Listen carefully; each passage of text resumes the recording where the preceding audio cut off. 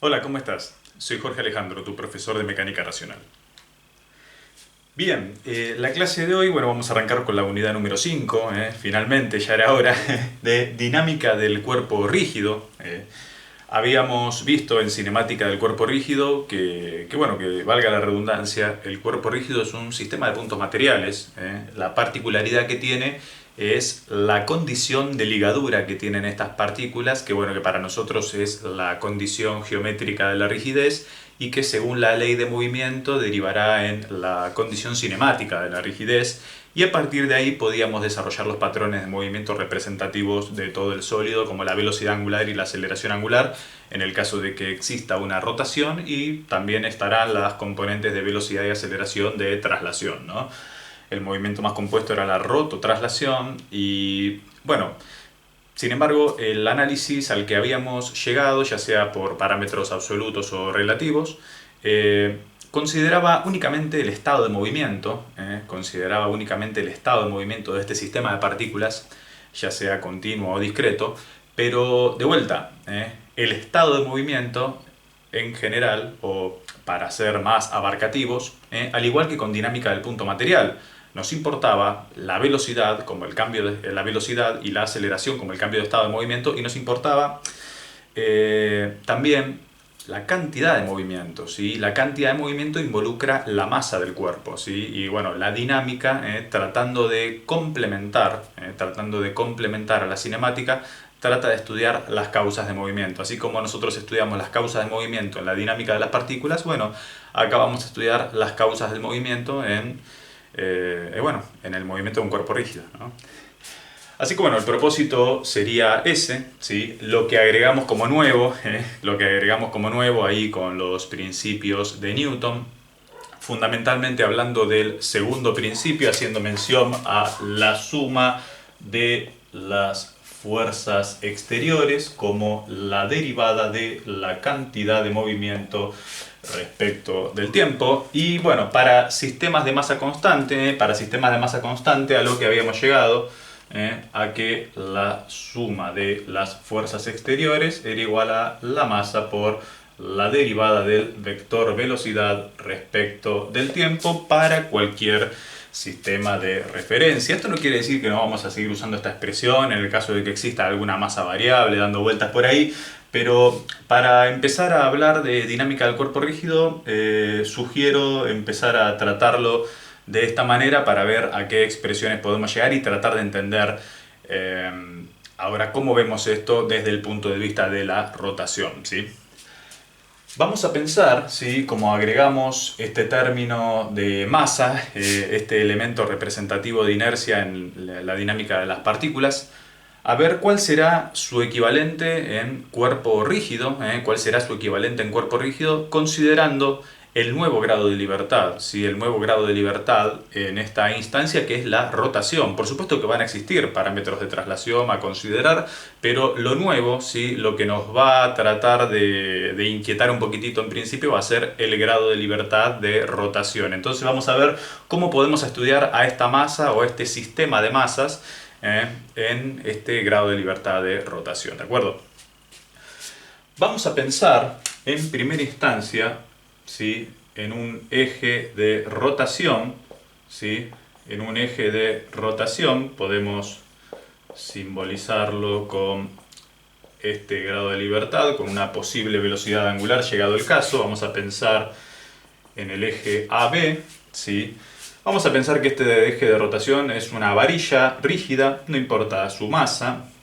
Vamos a pensar que hay una masa puntual concentrada, ¿sí?, una masa puntual concentrada que sería la masa de una partícula, a una distancia, ¿sí?, a una distancia mínima que vamos a llamar R, ¿sí? Vamos a pensar que ahí sí existe una varilla rígida de masa despreciable, de forma tal que la masa esté concentrada en el extremo y que este R esté midiendo en todo momento la distancia mínima al supuesto eje de rotación, o sea que acá tendríamos 90 grados. Y vamos a tratar de ver qué sucede cuando queremos hacer rotar esta masa puntual con este sistema de ligadura, ¿no? Con este sistema de ligadura. Lo único que tiene masa a considerar es la masa m, ¿sí? Pero bueno, acá tenemos una barra rígida, acá tenemos otra barra rígida, y tratamos de hacer rotar a este sistema, ¿de acuerdo? Para eso vamos a recurrir, a nuestro querido observador, ¿sí? Vamos a tratar de recurrir a nuestro querido observador. Vamos a colocarlo acá arriba, mirando hacia abajo en esta instancia, ¿sí? Mirando hacia abajo y tratando de ver qué es lo que sucede. Este querido observador va a apreciar, ¿sí? Va a apreciar que esta masa M puede desarrollar un movimiento circular, ¿sí? Puede desarrollar, si superponemos, si hacemos superponer a los puntos A y B según la perspectiva del observador, podría desarrollar una trayectoria circular. No necesariamente un movimiento circular uniforme, porque eso depende de la ley de variación de la posible velocidad angular, consecuencia de la fuerza aplicada a la masa. Pero bueno, en principio podría pensarse que la trayectoria va a ser circular porque, bueno, esta barra es rígida, ¿sí? Y este ángulo no cambia. Entonces la trayectoria es perfectamente circular. Después la ley de movimiento será en función de la fuerza, aplicada a la masa.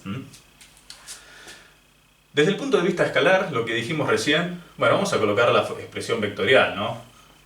En el segundo principio tenemos la suma de las fuerzas exteriores igual a la masa por la derivada de la velocidad respecto del tiempo, pensando en un sistema de masa constante.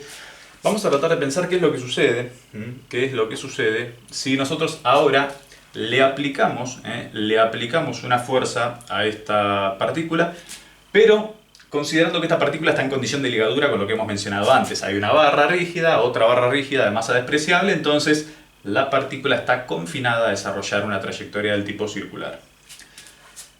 Si esto es cierto, nosotros podríamos aplicar una fuerza, ¿sí? Una fuerza F, ¿sí? Una fuerza F en la partícula, y lo que va a suceder, ¿sí?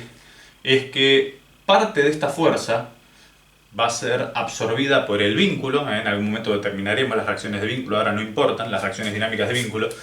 Y parte de esta fuerza, ¿sí? Va a estar compuesta según la dirección tangencial, ¿sí? La otra sería la dirección normal. Lo que nos va a importar, ¿sí? Lo que va a determinar el cambio de estado de movimiento va a ser la fuerza de características tangenciales, ¿no? La fuerza de características tangenciales, esta fuerza normal, ¿sí? Va a terminar siendo absorbida por la reacción de vínculo, tendrás obviamente la aceleración centrípeta dando vueltas ahí, bueno, habrá que determinarla. Ahora no nos interesa tanto. Ahora lo que nos importa es el cambio de estado de movimiento en la rotación, y eso va a venir definido por la fuerza del tipo tangencial. Si nosotros llevamos, esto a términos, bueno, recordando que la derivada de la velocidad respecto del tiempo para cualquier sistema de referencia es la aceleración absoluta, nosotros tendríamos, ¿no? Suma de fuerzas exteriores igual a masa por aceleración, y esta expresión podríamos descomponerla según las componentes intrínsecas del vector aceleración. Podríamos descomponer, ¿sí? La aceleración en tangencial y normal. Esto dará lugar a pensar que existen fuerzas de tipo tangencial y normal. La única fuerza que está rompiendo el equilibrio, desde el punto de vista tangencial, es la que hemos mencionado, fuerza tangencial. Entonces podríamos pensar, ¿sí? Que esta fuerza tangencial será igual a la masa por la aceleración tangencial, recordando que la aceleración tangencial es la derivada de la velocidad escalar instantánea respecto del tiempo o de la rapidez instantánea, ¿de acuerdo? Bien, ¿sí? Recordamos o dijimos que esta rapidez será el módulo del vector velocidad. Recordamos que esta partícula está... se le impuso el movimiento, tenemos nosotros la trayectoria que va a ser una trayectoria circular, se va a mantener en un plano horizontal, no necesariamente horizontal, pero se va a mantener en un plano y desarrollando un movimiento circular en el plano en el que lo pueda apreciar este amigo observador. Y vamos a ver si podemos, como nosotros tenemos una partícula concentrada, pero en realidad tenemos un sistema, ¿sí? Un sistema de dos barras y una partícula alejada a una distancia r del eje de rotación, vamos a tratar de pensar a esta velocidad lineal de la partícula, ¿sí? Con una magnitud que represente el patrón de movimiento de todo el sistema, ¿sí? Por más que la masa la tengamos concentrada ahí, el sistema es la masa con las dos barras, ¿sí? Y el patrón de movimiento representativo de todo el sólido no es la velocidad lineal de un punto, sino que es la velocidad angular. Recordando entonces que la velocidad lineal es igual, como hemos demostrado en cinemática del cuerpo rígido, el módulo, la rapidez, será igual a la velocidad angular por la distancia mínima, que en este caso será esta distancia r, ¿sí? El radio de esta supuesta trayectoria circular, ¿de acuerdo? Bien, ¿sí? Entonces nosotros podríamos decir, mirá, si esto es cierto, vos podrías reemplazar la expresión de derivada de la velocidad respecto del tiempo, como esta distancia r permanece constante, ¿sí? Como esta distancia r permanece constante, esto corresponderá a r por la derivada de omega respecto del tiempo, entonces no tendríamos dificultades en reemplazar acá arriba si así lo quisiéramos. Bien, entonces la expresión que nos queda es la de la fuerza tangencial igual a la masa por el radio por la derivada de la velocidad angular respecto del tiempo, ¿sí? Y así como tenemos un parámetro rotacional de movimiento, la velocidad angular, el patrón de movimiento representativo de todo el sólido, podríamos pensar a esta fuerza, ¿sí? A esta fuerza también, a esta fuerza tangencial, como cómo verla como si fuera el agente perturbador externo, pero desde el punto de vista de la rotación. O sea, esta fuerza, ¿sí? Respecto a nuestro eje de rotación, lo que nos va a generar es un momento, ¿sí? Nos va a generar un momento, vamos a hacer una m diferente como para diferenciarla de la masa, entonces nos va a generar un momento, una m medio extraña, pero bueno, representa el momento, será en módulo, será la fuerza tangencial por la distancia, ¿no? Por la distancia r. Vos acordate que en realidad, pensando en momento, es siempre el producto vectorial, ¿no? R menos O vectorialmente la fuerza. Pasa que, bueno, ahora nosotros como tenemos la distancia mínima, el producto vectorial termina siendo el módulo de uno por el módulo de otro por el seno del ángulo comprendido. O sea, vos podrías hacer el módulo de esta distancia por el módulo de la fuerza por el seno del ángulo comprendido entre los vectores, que te terminaría dando como resultado la fuerza tangencial por el radio. Por eso lo que a nosotros nos importa ahora es trabajarlo en módulo, porque lo que nosotros queremos ver es qué es lo que queda acompañando a la derivada. Ese va a ser nuestro patrón representativo, lo que era la masa para la traslación, bueno, va a ser su equivalente en la rotación, ¿sí? Entonces, nuestro propósito es ver cómo queda reemplazado en la expresión de arriba, ¿sí? Nosotros fíjate que tenés la fuerza tangencial por el radio, o sea que podrías pensar a la fuerza tangencial como el momento dividido el radio. Esto nos dará m por r por la derivada de omega respecto del tiempo, expresión que derivará entonces a la de el momento, ¿sí? El momento resultante igual a m por r cuadrado por la derivada de omega respecto del tiempo, ¿sí? Patrón representativo de la rotación. Recordando, ¿sí? Recordando que este problema en la traslación, ¿sí? Este problema en la traslación lo resolvías de esta manera. ¿Cómo lo resolvías? Tenías una masa puntual a la cual se le aplicaba una fuerza y tenía una velocidad a la salida. Bueno, acá la ley para un movimiento unidireccional era masa por la derivada de la velocidad respecto del tiempo, ¿sí? Para un movimiento unidimensional, R1, ese es RL, ¿no? R1. Bueno, fíjate que la expresión es análoga, O sea que desde el punto de vista de la rotación hay una expresión equivalente que para la traslación pura en una dimensión. Acá estamos pensando en un grado de libertad de rotación, también es para entender el concepto. Así como la masa se oponía al cambio de velocidad en un sistema traslacional, ¿sí? En un sistema rotacional, ¿sí? La misma masa con el cuadrado de la distancia que separa a dicha masa respecto del eje de rotación se opone al cambio de la velocidad angular. Esto quiere decir que el tiempo, ¿sí? El tiempo que tarda nuestro sistema en pasar de un estado de velocidad angular a otro estado de velocidad angular, a un estado de rotación diferente, va a depender directamente de la masa y de esta distancia al cuadrado. Esta dependencia directa hace que, bueno, cuanto mayor masa, ¿sí? O cuanto mayor sea la distancia, más va a aumentar este término. Este término, el equivalente de la masa para la rotación, se conoce con el nombre de momento de inercia, ¿sí? Se conoce con el nombre de momento de inercia, y con el momento de inercia, como te darás cuenta, siempre importa hacer mención al eje al que estás haciendo rotar a este sistema de partículas o a esta masa puntual, ¿sí? Siempre importa el eje al que estás haciéndola rotar. Entonces, en este caso, el m por r cuadrado, ¿sí? El m por r cuadrado, vamos a ponerlo aquí, por r cuadrado será igual al momento de inercia, será igual al momento de inercia respecto al eje AB, ¿de acuerdo?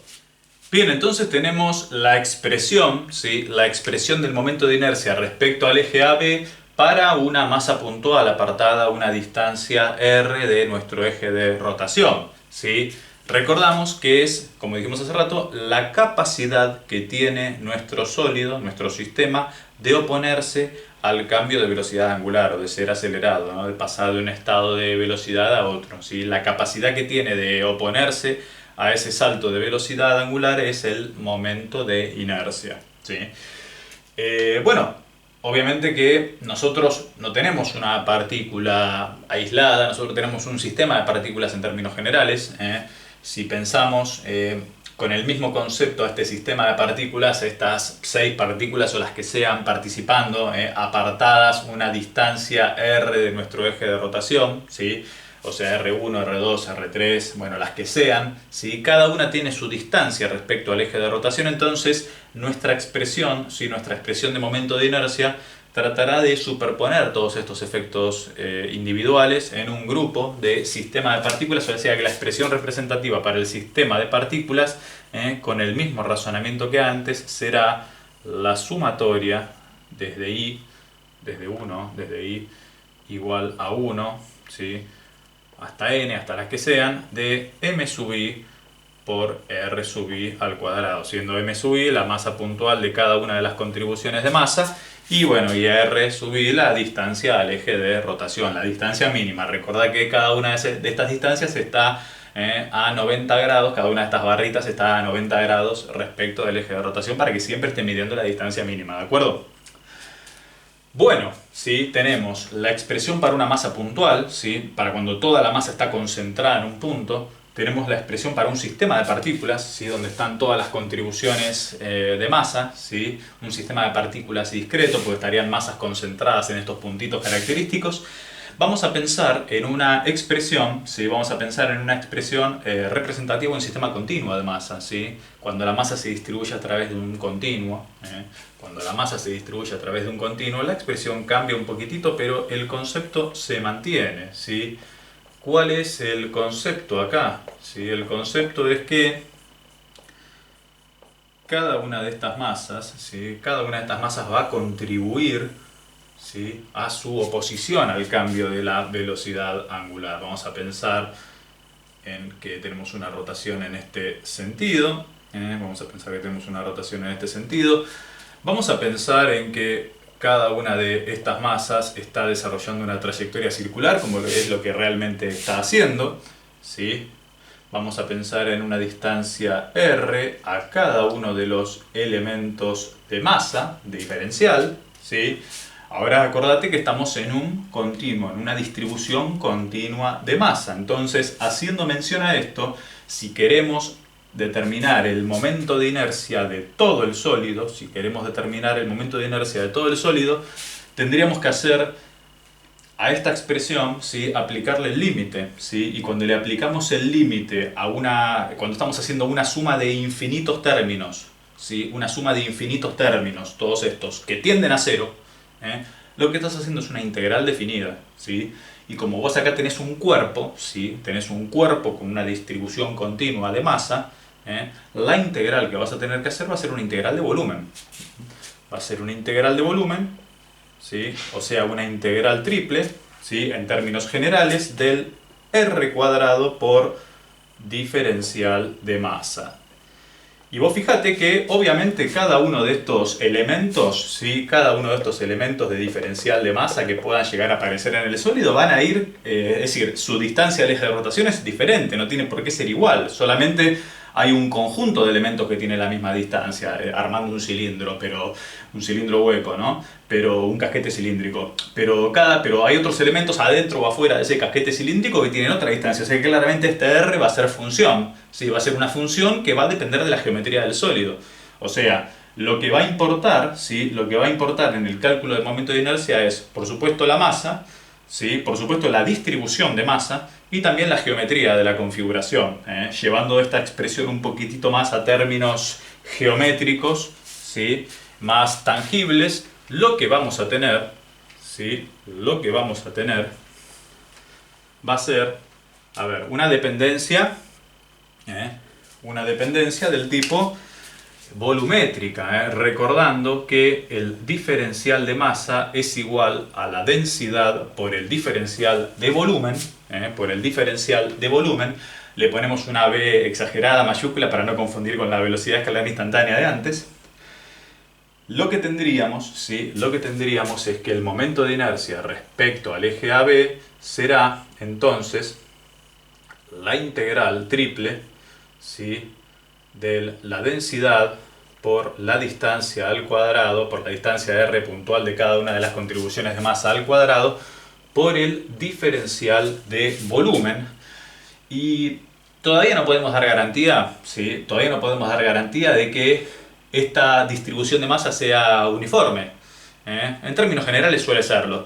¿Sí? En la mayor parte de las la mayor parte de las veces suele ser una distribución de masa uniforme, a no ser que se aclare a algún cuerpo de forma regular pero de distribución de masa irregular. En general, esta densidad, ¿sí? Suele ser constante. Si esta densidad suele ser constante, si eso es cierto, puede salir afuera de la integral, ¿sí?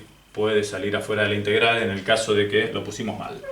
Vamos a hacer en el caso de que si la densidad volumétrica, la distribución de masa es la masa total sobre el volumen, ¿sí? La masa total sobre el volumen, si esto es cierto, entonces, constante, si esto es cierto, entonces el momento de inercia respecto al eje AB será la densidad que sale afuera de la integral por la integral de volumen del R cuadrado por diferencial de volumen. El R cuadrado va a tener que quedar adentro porque es la distancia a cada una de las contribuciones de masa y eso depende de la geometría de la configuración, por eso lo tenés que dejar ahí adentro. Es una función, no lo podés sacar alegremente afuera.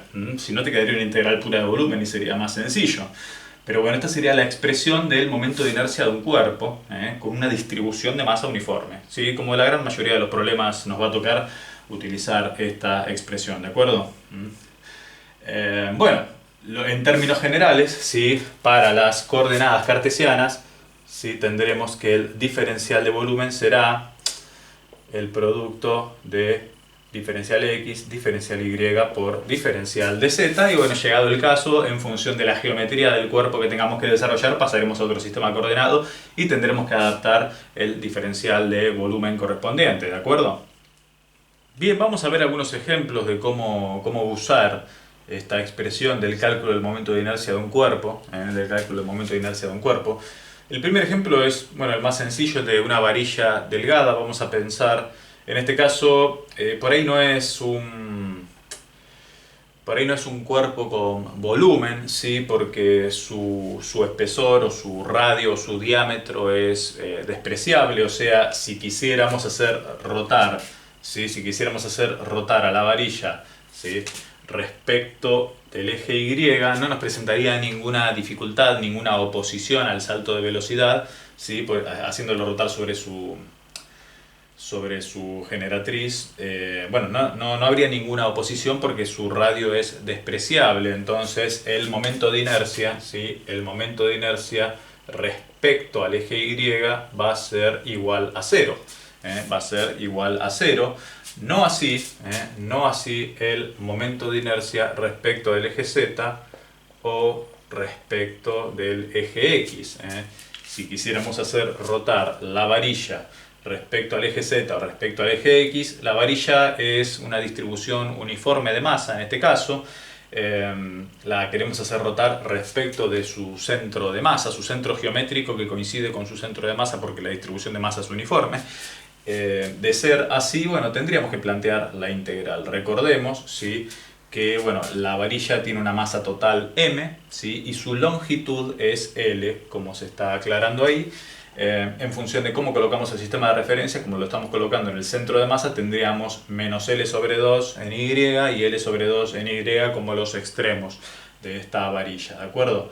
Entonces, en este caso, si quisiéramos aplicar la expresión de integral de volumen del R cuadrado por diferencial de masa, o la expresión como es una distribución de masa uniforme como la densidad por la integral triple de volumen del R cuadrado por diferencial de volumen, al no tener volumen, ¿sí?, al no tener volumen porque el radio es despreciable, bueno, esta integral es una integral lineal y la distribución de masa es una distribución lineal de masa en lugar de volumétrica. Tendríamos una densidad lineal de masa, ¿sí?, tendríamos una densidad lineal de masa. Podremos aclararle densidad lineal, que será la distribución de masa, la masa sobre la longitud, y eso saldría fuera de la integral.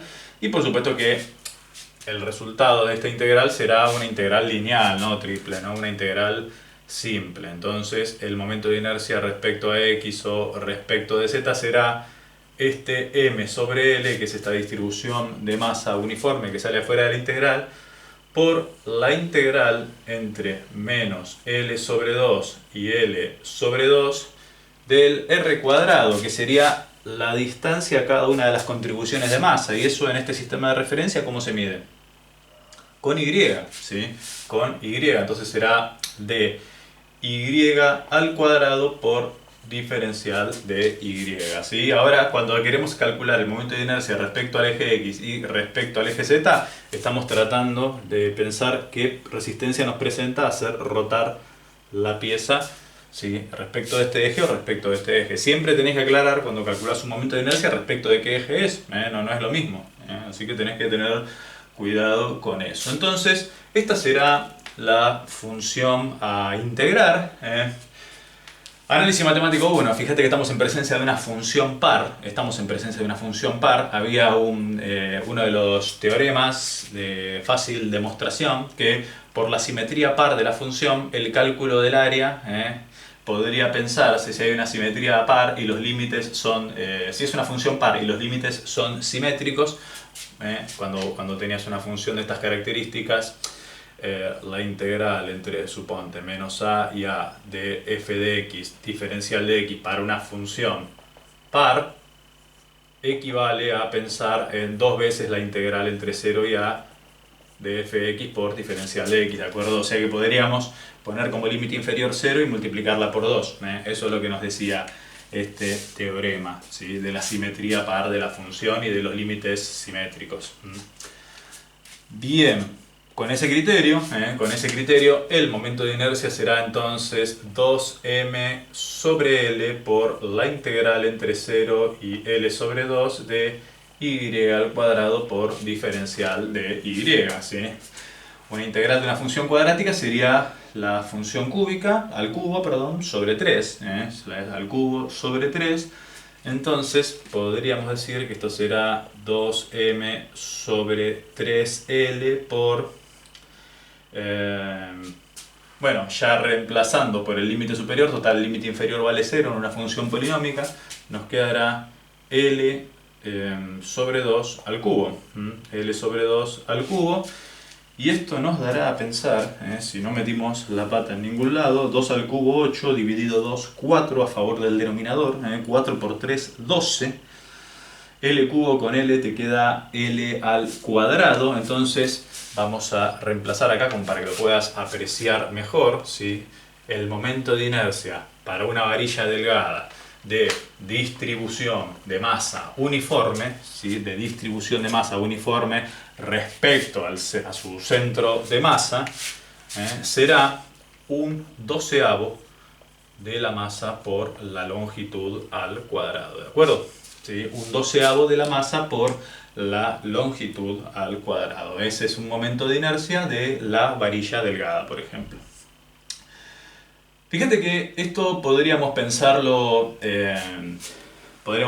ver, bueno, ¿cómo será esto de que importa respecto de qué eje lo estás haciendo? Y sí, importa respecto de qué eje lo estás haciendo girar. Suponete sobre el mismo gráfico pensar, ¿sí? Pensar en colocar un sistema auxiliar y digo, bueno, mira, la quiero hacer rotar, pero respecto de la punta, ¿sí? Entonces vamos a poner Z1, ¿sí? Vamos a poner, ¿sí? X1 y un sistema O1, ¿sí? O1, entonces queremos hacerla rotar respecto de la punta, entonces podríamos pensar, vamos a ponerlo con rojo como para hacer mención a que es respecto de la punta, ¿cómo sería? Y a ver, respecto de Y, ¿sí? Respecto de Y, como no cambió el eje Y podría coincidir con el Y sub 1, como no cambió, ¿sí? Sería lo mismo, sería el momento de inercia respecto al eje Y sub 1, Y sub 1 vale 0, a ver, respecto al eje Z1 y respecto al eje X sub 1, ¿cómo cambia la función? La pregunta es cómo cambia la función. La distribución de masa es uniforme, pero ahora lo estamos haciendo rotar respecto de la punta. Bueno, a ver, ¿cómo sería la cosa? Y vas a tener el m sobre L, pero ahora la integral no va a ser entre menos L sobre 2 y L sobre 2, va a ser entre 0 y L. ¿Sí? Y vamos a ver cómo modifica la función esto. ¿Sí? Parece algo menor, pero modifica bastante la función. Entonces te quedará y cuadrado por el diferencial de y. Si seguimos por acá, bueno, la integral de y al cuadrado será y al cubo sobre 3. O sea, bueno, no había tanto que seguir. Este nos dará como resultado, lo podríamos poner acá si aprovechamos un poco el pizarrón de esta parte, de x1 es igual a respecto de z1 será un tercio de la masa por la longitud al cuadrado, ¿sí? O sea, vos fíjate, ¿qué podemos sacar de limpio en esto? Fue la misma integral la que hicimos, lo que cambiamos fueron los límites de integración, y cuando vos cambiás los límites de integración, bueno, el resultado cambia, el resultado cambia porque la función es diferente. O sea, esto se podría pensar como que te cuesta más hacer girar a la varilla respecto de la punta que respecto de su centro de masa. ¿Sí? Cuesta un poquitito más, porque este valor es 4 veces este. Cuesta 4 veces más. ¿Sí? ¿Y por qué es eso? O sea que había algo de cierto, ¿no? Ahí pensando en que querer hacer rotar a un cuerpo, para querer hacer rotar un cuerpo siempre importa a la hora de calcular el momento de inercia respecto de qué eje lo estás haciendo, porque no es lo mismo, te das cuenta que no es lo mismo. Bueno, podríamos pensar qué diferencia hay al respecto entre estos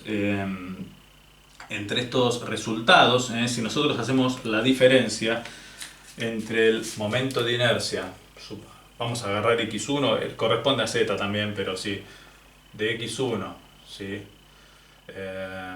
Menos el momento de inercia respecto al eje x, y vamos a tener ahí una diferencia a considerar, que será un tercio menos un doceavo de masa por la longitud al cuadrado. Un tercio menos un doceavo, vos a un tercio lo podrías pensar como 4 doceavos, sacando denominador común, ¿sí? 4 doceavos menos un doceavo, 3 doceavos, que sería lo mismo que un cuarto, ¿sí? O sea, esto será un cuarto de la masa por la longitud al cuadrado. ¿Y qué nos querrá decir ese un cuarto? Si miramos con atención, este un cuarto, en general, o para ser más abarcativo, el L cuadrado sobre 4, nos está dando el cuadrado de la distancia de los ejes paralelos, ¿sí? El cuadrado de la distancia de los ejes paralelos, ¿sí? Un cuarto de L cuadrado es L sobre 2 al cuadrado. Justamente, ¿sí? La distancia entre x1 y x, ¿sí? Entre el origen, o si querés, para ser más general, entre O sub 1 y O, ¿sí? La distancia entre O sub 1 y O es L sobre 2, ¿sí? Es L sobre 2, y de acá se puede se puede hacer mención a la expresión general, a la expresión general del momento de inercia para ejes paralelos, que, bueno, que deriva del primer teorema de Steiner, el teorema de los ejes paralelos, bueno, que el momento de inercia en general, ¿sí? El momento de inercia en general será el momento de inercia respecto al baricéntrico, este simbolito representa el centro de masa, más la masa por la distancia entre ejes paralelos al cuadrado, ¿sí? Primer teorema de Steiner. Nosotros acá hicimos, podías haber aplicado el primer teorema de Steiner si querés para determinar el momento de inercia respecto de la punta, pero nosotros le hicimos la integral de ambos lados y llegamos a que la diferencia es m por la distancia entre ejes al cuadrado, así que sería lo mismo. De una forma más informal hemos demostrado el primer teorema de Steiner, ¿sí?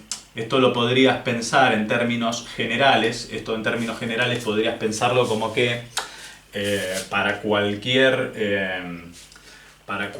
cuerpo, para cualquier sólido, ¿sí? Siempre que quieras determinar momento de inercia, ¿sí? Respecto a ejes paralelos, ¿sí? A ejes paralelos, lo que te va a quedar, vamos a pensar en el sólido genérico.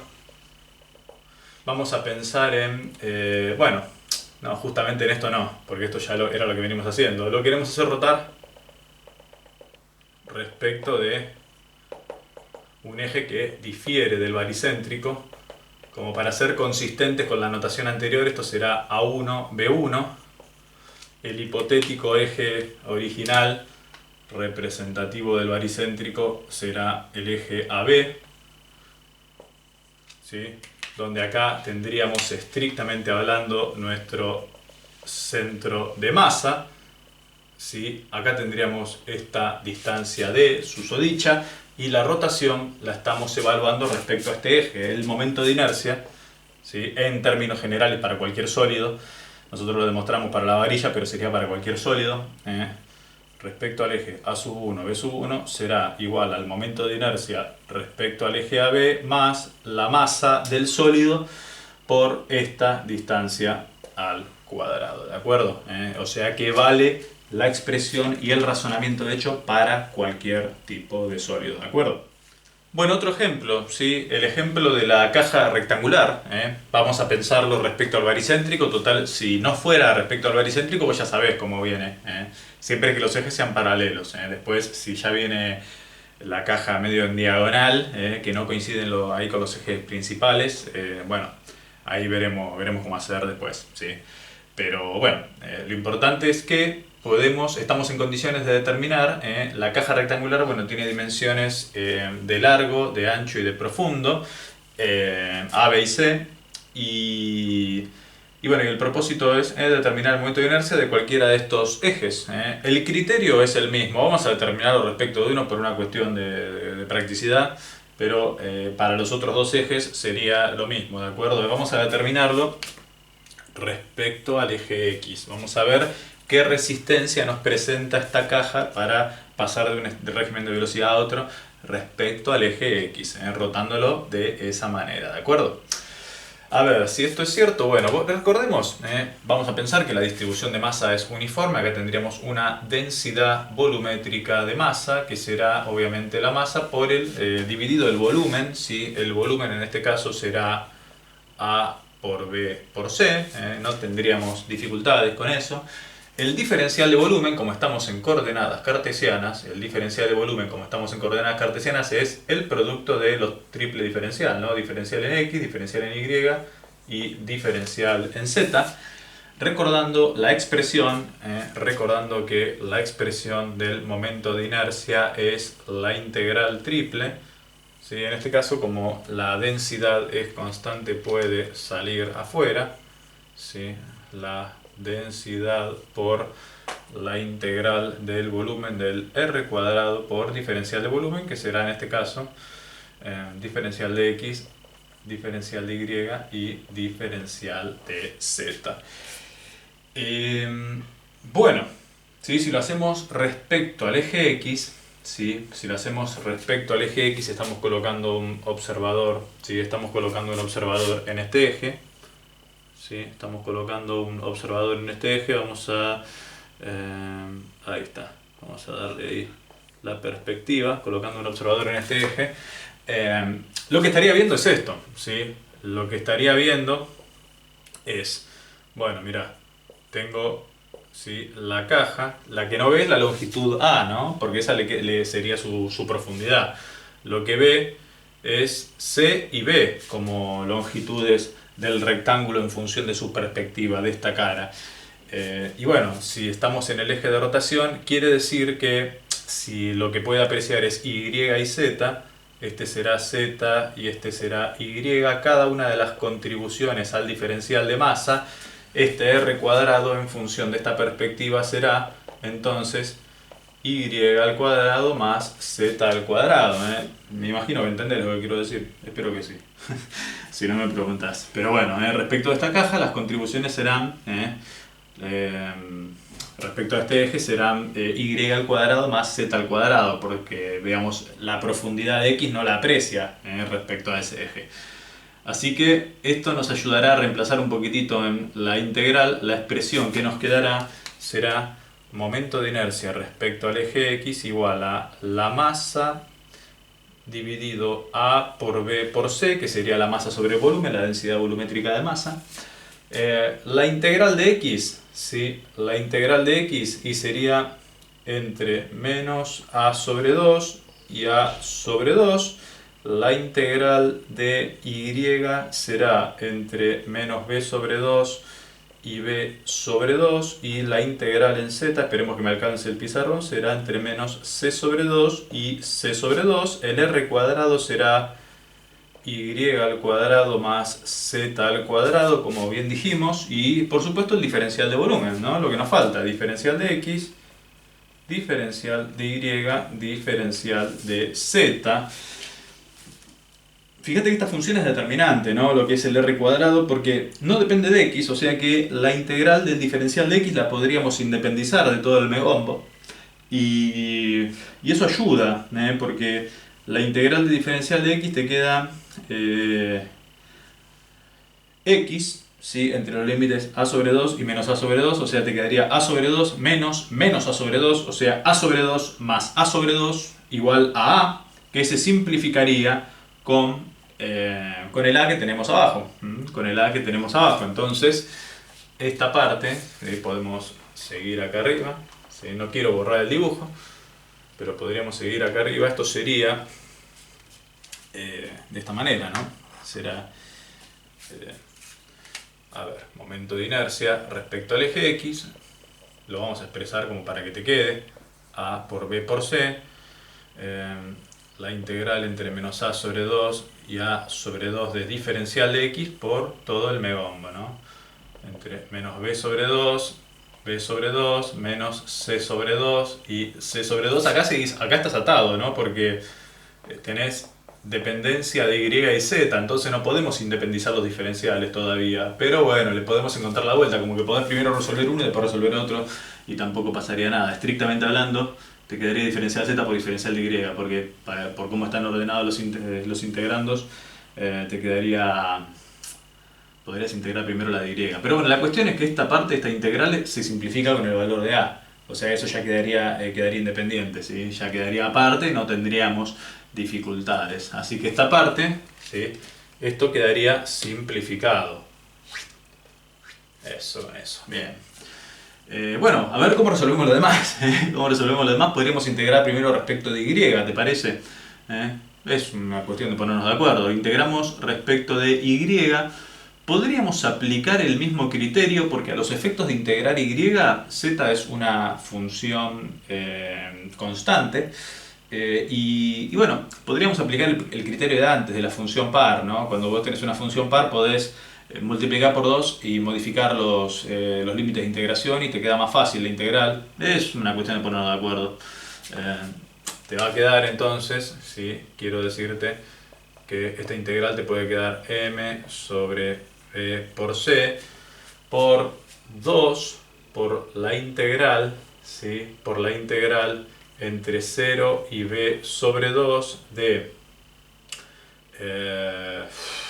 a ver si dije bien, ¿sí? Por la integral entre menos c sobre 2 y c sobre 2 de y cuadrado más z al cuadrado por diferencial de y por diferencial de z.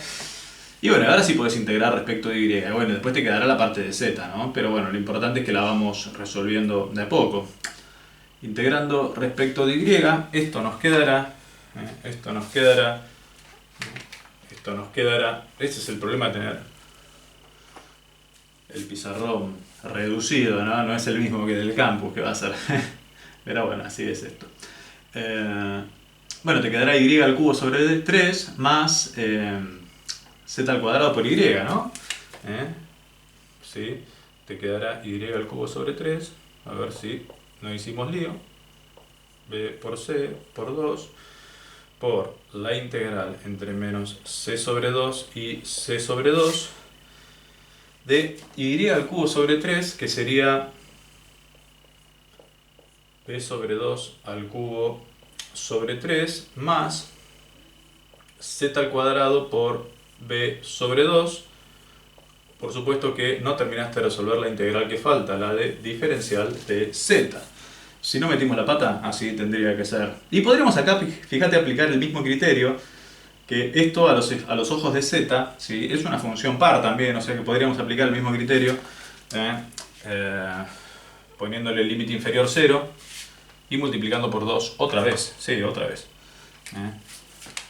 0, y bueno, y acá quedaría multiplicado por 4, porque tenías un 2 antes, y podés volver a hacer la integral. Podés volver a hacer la integral. Te va a quedar este multiplicado por z, y este va a ser al cubo dividido 3. O sea que te va a quedar m por 4 por b por c. Después lo alineamos, ya sé que es un despelote, pero te va a quedar b sobre 2 al cubo sobre 3 multiplicado por lo que vale z, ¿sí? Que será c sobre 2. Todo esto más. Agarrate que no terminamos. Z al cubo sobre 3, o sea, sería c sobre 2 al cubo sobre 3 por b sobre 2. Bueno, parece que no es tan grave, ¿no? Parece que no es tan grave. Te quedaría 6 como denominador común. Que en realidad el 6 como denominador común por estos dos, pero fíjate que hay un denominador de 2 al cubo en este término y de 2 al cubo en este término, o sea que bajaría un 8 como denominador común, o sea que te quedaría 6 por 8, 48. 48 dividido 4, 12 a favor del denominador, si no metimos la pata a ningún lado, 12 a favor del denominador. ¿Y esto cómo se terminaría? ¿Sí? 12 a favor del denominador, acordate, 12 a favor del denominador, o sea, que te quedaría m sobre 12 por b por c, y bueno, vemos lo que quedó, te quedó, a ver, b al cubo por c más c al cubo por b. Y acá parece que algo se puede ir de todo esto. A ver, en la primera, bueno, si metes el b, te quedaría b cuadrado por c, y acá te quedaría más c al cubo. Pero si metes el c, te quedaría b cuadrado más c cuadrado. Esto quiere decir que el momento de inercia respecto al eje x es un doceavo de la masa por b cuadrado más c cuadrado. Así que fíjate, dimos tantas vueltas y en realidad es el mismo momento de inercia de la varilla, pero considerando las dimensiones del rectángulo. Antes tenías una dimensión puramente lineal, porque bueno, era la longitud de la varilla, ahora está contando las dos longitudes del rectángulo, en una suma pitagórica al cuadrado, ¿no? Pero con este mismo criterio vos podrías ya rápidamente deducir el momento de inercia respecto al eje Y y respecto al eje Z. Serían bajo el mismo criterio, no haríamos toda esta integral, y si tratamos de hacer detallada como para que la entiendas, pero entendemos que ya estás en tema también. Así que respecto de Y, y mirá, ¿cuál es la dimensión de X? La dimensión de X es A, y es justo la dimensión que no aparece en el momento de inercia respecto al eje X. Entonces con este razonamiento podríamos decir que para Y pasaría lo mismo, ¿no? Un doceavo de la masa, ¿cuál es la dimensión de Y? B, entonces B no va a participar en esta suma cuadrática. Acá lo que va a haber es a cuadrado y c cuadrado, es el mismo criterio, a cuadrado más c cuadrado. Y por supuesto que momento de inercia respecto al eje Z será un doceavo de la masa por, ¿qué vería un observador de acá arriba en la vista superior? Y a cuadrado más b cuadrado. Entonces quedaría solventado el momento de inercia respecto a los ejes principales cuando medimos en el baricéntrico, cuando queremos hacer rotar la pieza respecto al baricéntrico, ¿de acuerdo? Es el momento de inercia de la caja rectangular. Bien, otro ejemplo para el cilindro macizo de radio R y de altura H. Bueno, queriendo calcular el momento de inercia, por ahí conviene, momento de inercia respecto al eje Z, que es el más usual, vamos a hacer. Por ahí conviene transformar el diferencial del volumen en coordenadas cilíndricas, ¿no? Si es diferencial de X por diferencial de Y por diferencial de Z. Para esto vamos a tratar de razonarlo de esta forma, para tratar de deducir el jacobiano, pero de forma geométrica, no de forma analítica. ¿Cómo sería deducir el jacobiano? Es un cilindro. Hacé de cuenta que es un cilindro lo que dibujé ahí.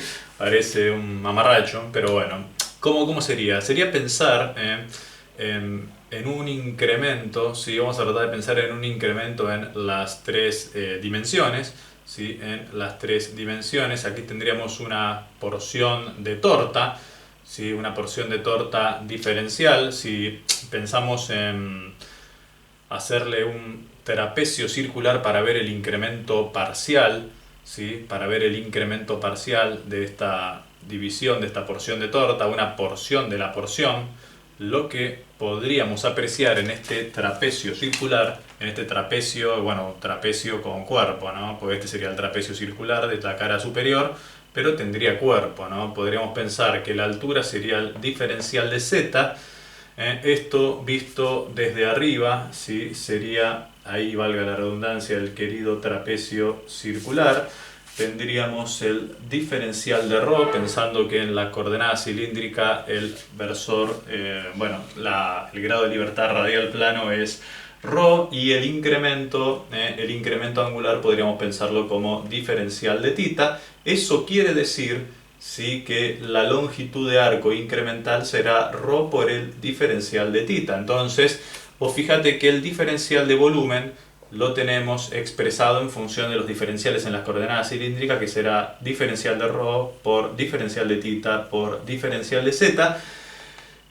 Diferencial de ρ, diferencial de θ por diferencial de z, y lo tendríamos que tener multiplicado por ρ para que nos dé unidades de longitud al cubo, ¿no? Unidad de longitud sin unidad de longitud, pero con unidad de longitud acá tenemos las unidades de longitud al cubo para el diferencial de volumen.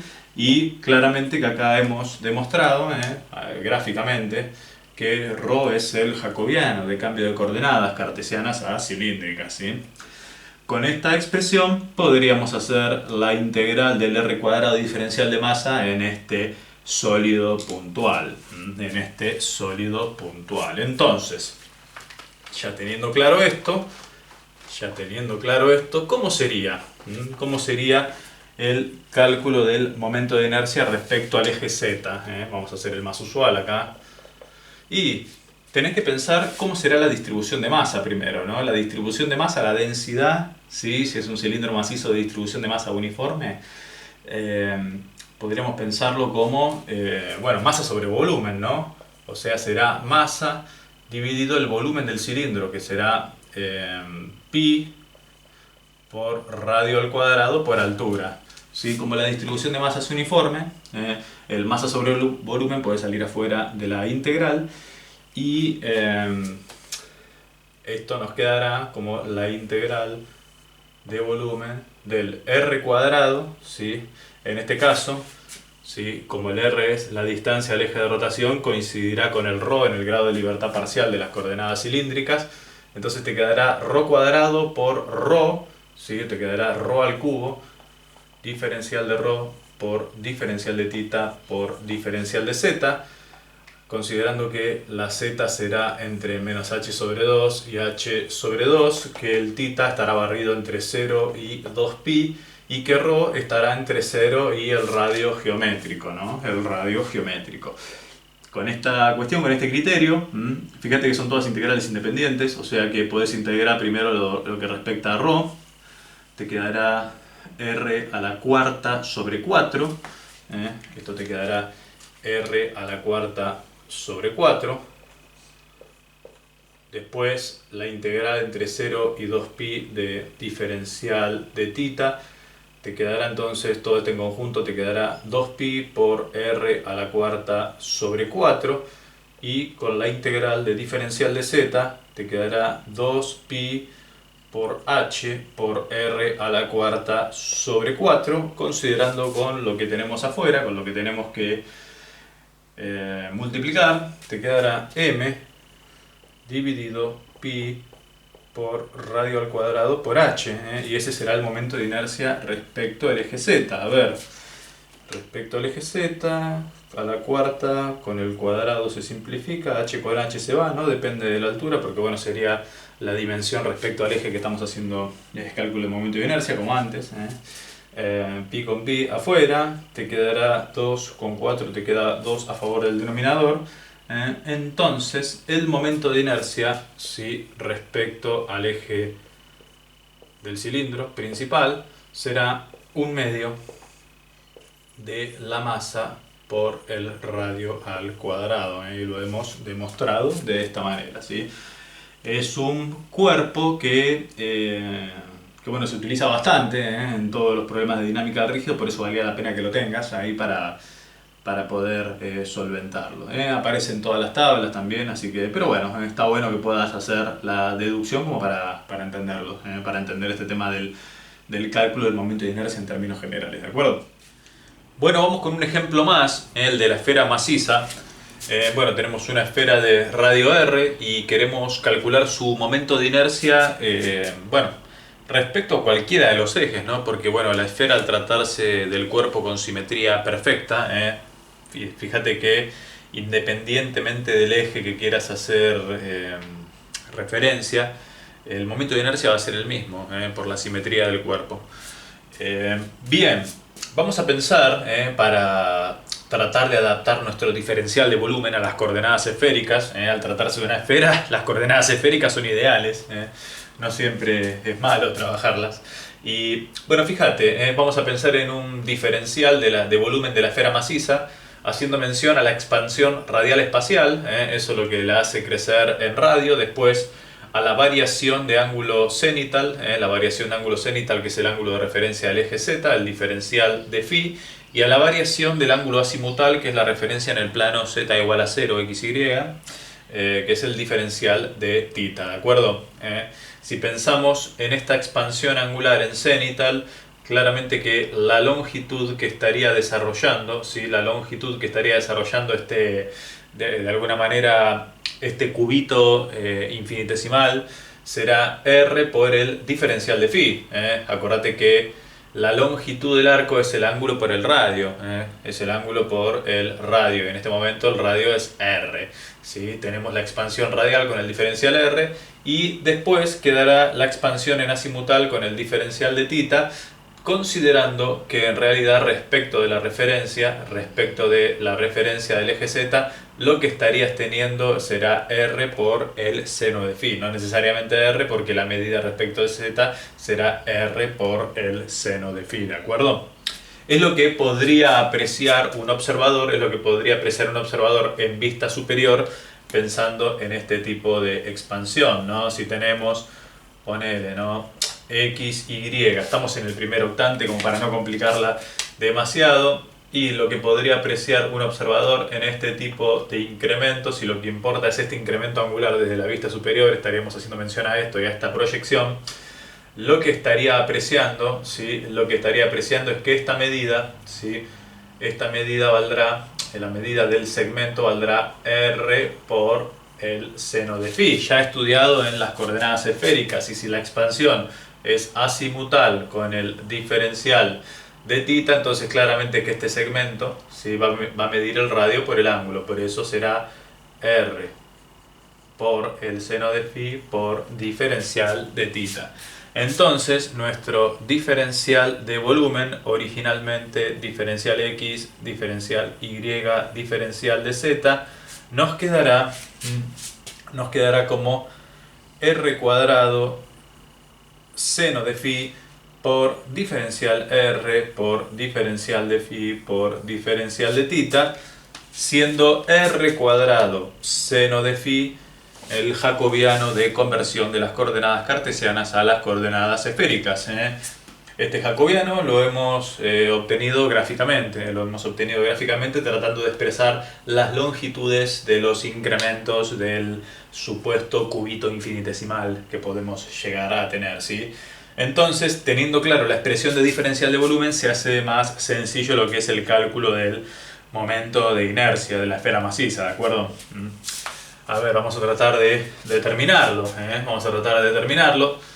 Vos acordate que la integral, ¿sí?, la integral que vas a tener que hacer es R cuadrado por diferencial de masa o también la densidad por R cuadrado por la densidad por diferencial de volumen. Vamos a pensar que la distribución de masa es uniforme en la esfera, por lo que vas a tener masa sobre volumen, considerando que el volumen de la esfera, recordando en realidad que es 4/3 de pi por el radio al cubo. Entonces nuestra función de la densidad, supuesta constante que sale afuera de la integral, será esta expresión, ¿de acuerdo? ¿Cómo quedará el momento de inercia entonces? ¿Cómo quedará el momento de inercia? Considerando también, a ver, recordando que la expresión general, ¿sí?, que la expresión general es la integral del volumen, bueno, la densidad sale afuera, pero bueno, no importa, la ponemos acá, R cuadrado por diferencial de volumen, ya lo que vale como diferencial de volumen lo tenemos. Quedará expresar esta función R cuadrado, que será la distancia en todo momento, respecto, suponete que lo hacemos rotar respecto al eje Z, ¿sí?, la distancia a todo momento de cada uno de los puntos respecto al eje Z.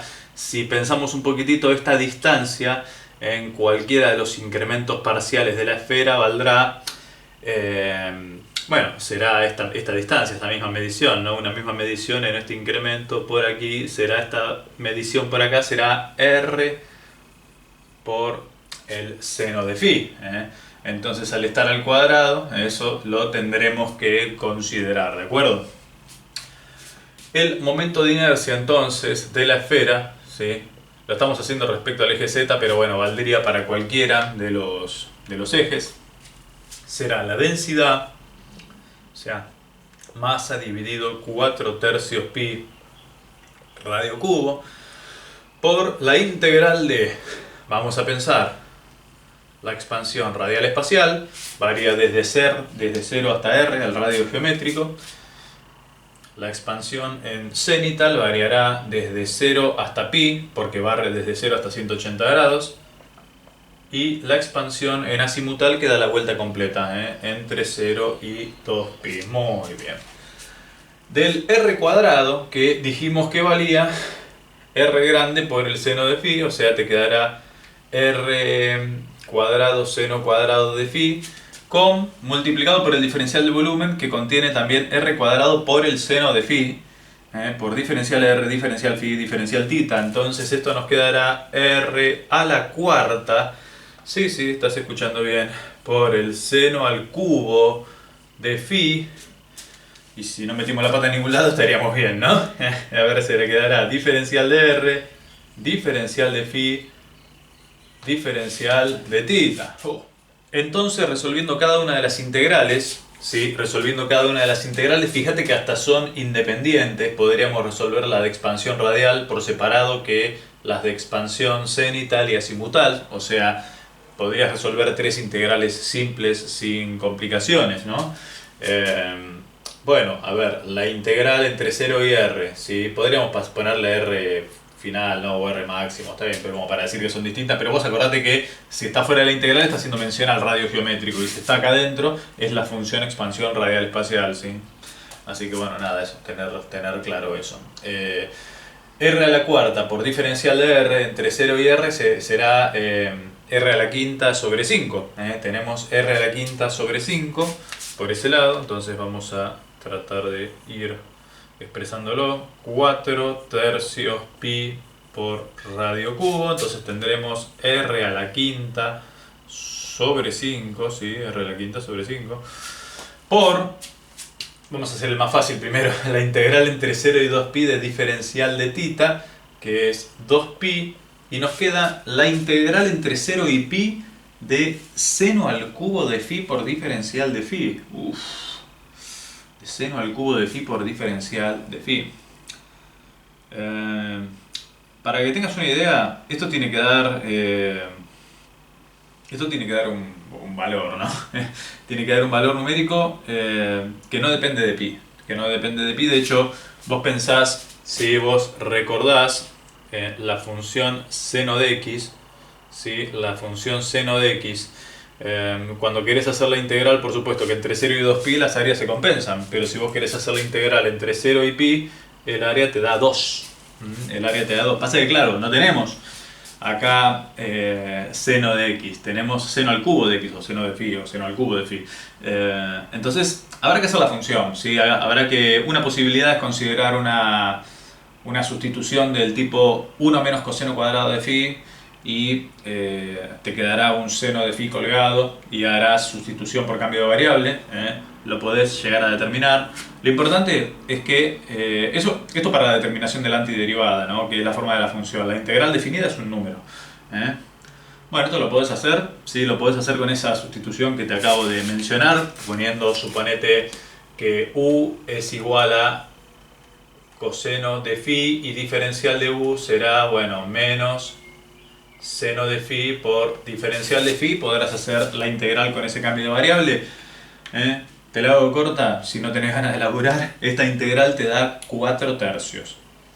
Esta integral te da 4 tercios. A ver si estoy diciendo bien. Sí, te da 4 tercios. Bien. Sí, te da 4 tercios. Excelente. Esta integral te da 4 tercios. Entonces ya tendríamos resuelto. Lo que es el momento de inercia de la esfera maciza. Habrá que simplificar. Fíjate, qué feliz coincidencia. 4 tercios con 4 tercios. Pi con pi. R a la quinta con r al cubo. Te queda un r cuadrado a favor del numerador. Te queda un r cuadrado a favor del numerador. Por lo que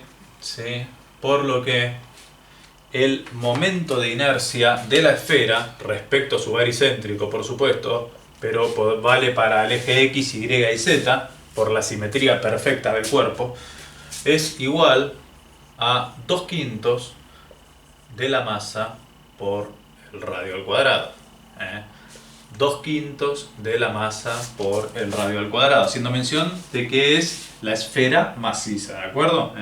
Así que bueno, tenemos los momentos de inercia característicos de los cuerpos regulares más usuales en nuestra ejercitación, ¿de acuerdo? Bueno, así como mostramos los dos extremos, ¿sí? Los dos extremos de la determinación de un momento de inercia, ya sea un cuerpo con una distribución continua de masa y su integral a través, o el cálculo del momento de inercia a través del eje AB, como dijimos, será la integral de volumen del r cuadrado por diferencial de masa, como ya dijimos, y tratándose, ¿sí? Y si pensamos que tenemos una masa puntual con condición de ligadura, con una barra rígida perpendicular a un supuesto eje de rotación, podríamos determinar al mismo momento de inercia como la masa por la distancia alfa al cuadrado. Sucede que podemos pensar a nuestro cuerpo, ¿sí? A nuestro cuerpo donde tenemos un momento de inercia conocido, con una distribución continua de masa, lo podemos pensar. ¿Qué pasaría si esa propia masa la pudiéramos concentrar en una partícula alejada a una distancia que nos genere el mismo momento de inercia, numéricamente hablando, que nos genere el mismo momento de inercia? Bueno, la distancia, ¿sí? La distancia a la que nosotros podemos separar esa partícula que tiene el mismo valor de masa que todo el sólido que desarrolla un momento de inercia J, ¿sí? La distancia a la cual nosotros podemos separar esa partícula de masa m, ¿sí? Que nos genera el mismo momento de inercia que todo el sólido, esa distancia se la llama radio de giro, ¿sí? ¿Sí? A esa distancia, o sea, la distancia a la cual podemos obtener el mismo momento de inercia tratando al sólido como una masa puntual, a esa distancia la vamos a llamar radio de giro y su relación será la raíz cuadrada del momento de inercia sobre la masa del sólido, ¿de acuerdo?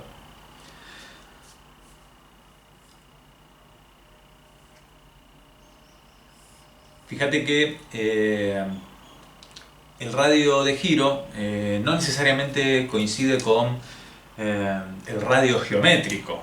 No tiene por qué, no tiene por qué. Esto se utiliza en realidad el tema de radio de giro cuando los cuerpos no son regulares, cuando la distribución de masa no es regular, se suele usar. Pero por ejemplo, para darte una referencia rápida de que el radio de giro no coincide, ¿sí? Vamos a ponerlo así, radio de giro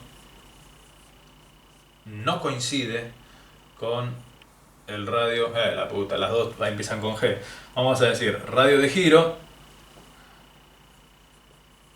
no coincide con el radio geométrico. No tiene por qué, no tiene por qué ser el radio geométrico. Si querés, resolvemos una cuenta fácil haciendo mención a uno de los más usados, que es el momento de inercia del cilindro, que ya vimos. Fíjate, vos acordate, el momento de inercia del cilindro, ¿sí? El momento de inercia del cilindro respecto de su eje de rotación de simetría era un medio de la masa por el radio geométrico al cuadrado. Si nosotros aplicamos esta definición, el momento de inercia del sólido podría ser masa por el radio de giro al cuadrado. Y si hacemos la equivalencia, porque el momento de inercia tiene que ser el mismo, vamos a ver que el radio de giro, ¿sí? El radio de giro es, bueno, raíz de 2 sobre 2 el radio geométrico, o sea que el radio de giro en un cilindro es aproximadamente el 70% del radio geométrico. Y este es el aval de que, mira, si ya lo pudiste refutar con uno, quiere decir que en realidad no es cierto, ¿no? El radio de giro no coincide con el radio geométrico.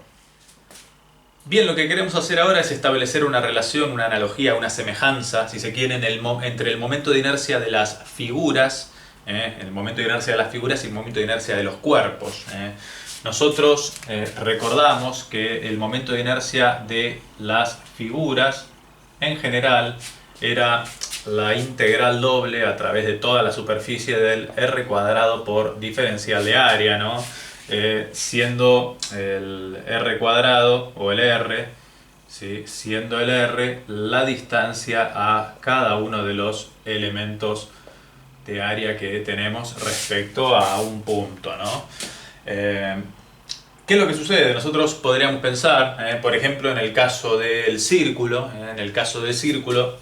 si queremos el momento de inercia del círculo con este criterio, podríamos pensar que, bueno, a ver, ¿cuáles son los grados de libertad? Y la expansión que tenés es radial plana, ¿sí? Y angular, radial plana y angular.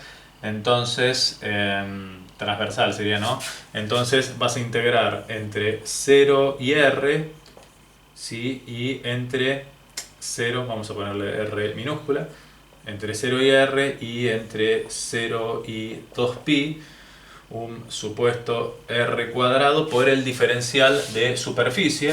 El diferencial de superficie, vos acordate que es el mismo concepto del trapecio circular, donde tenés el diferencial de θ con el diferencial de r, entonces la dimensión que le falta valdrá r por diferencial de θ, por lo que le corresponderá r diferencial de θ, ¿de acuerdo? Cuando hacemos la integral, ¿sí? Cuando hacemos la integral de r al cubo por diferencial de r, nos quedará r a la cuarta sobre 4.